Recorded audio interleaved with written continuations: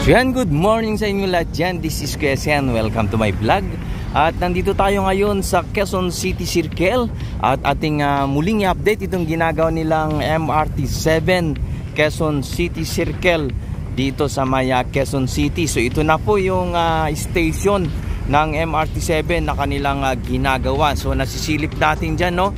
Meron na pong platform dyan sa may pangalawang palapag dito sa may bandang gitna, no? Saka itong bahaging ito mayroon ding mga poste dyan na ating nakikita na mga rebars. So tayo mag-drone dyan at tignan din natin yung University Station dyan sa may Commonwealth Avenue. Tignan natin kung ano na yung progress doon sa ginagawa nilang station. At pasadaan din natin itong kahabaan ng North Avenue patungo dito sa may EDSA o doon sa may SM North. Tignan natin yung mga riles dyan, kung ano na yung mga nagawa nila dyan para makita nyo yung mga progress ng ginagawang project na ito. Okay?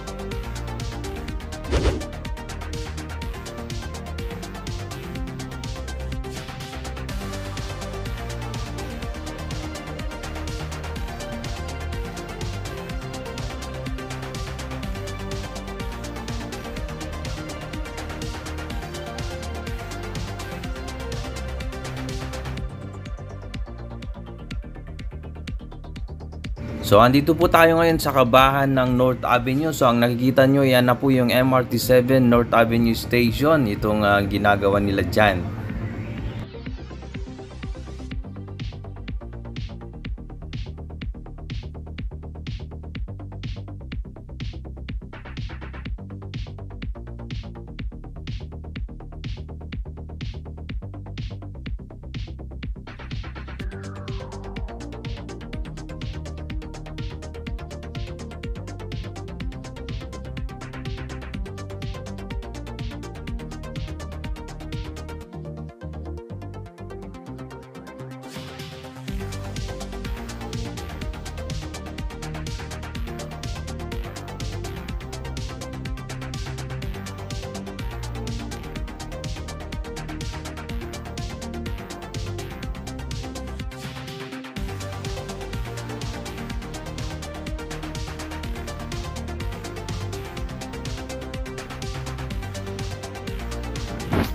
Ito naman pong nakikita nyo, ito po yung underground na tatagos naman po doon sa may Quezon City Circle, na dyan ginagawa naman yung MRT7 Quezon City Circle Station.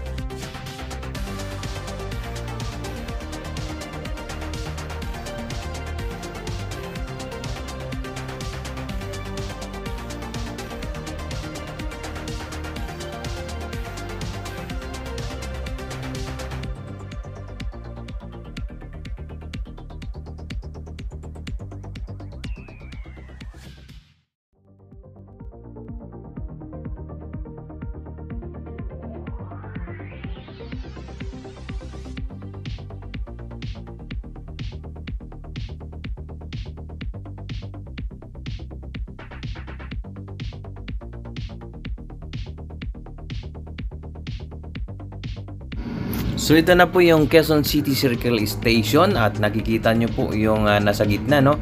Mayroon na pong platform yung pinaka second floor.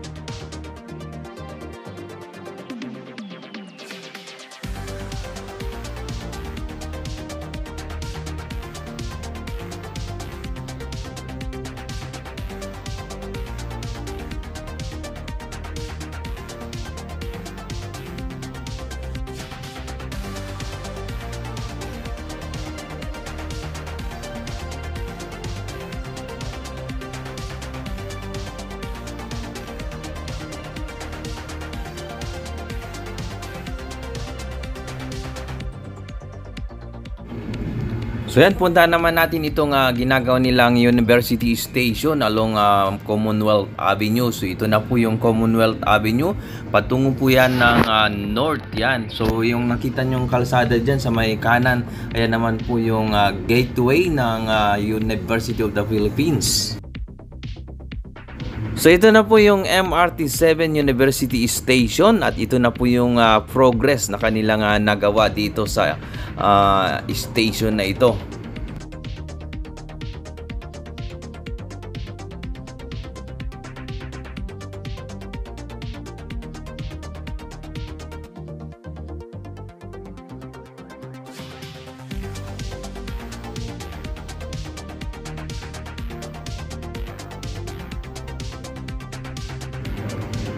So yan, hanggang dito po muna ang ating update sa project nito. Maraming salamat po sa inyong patuloy na pagsuporta sa ating YouTube channel.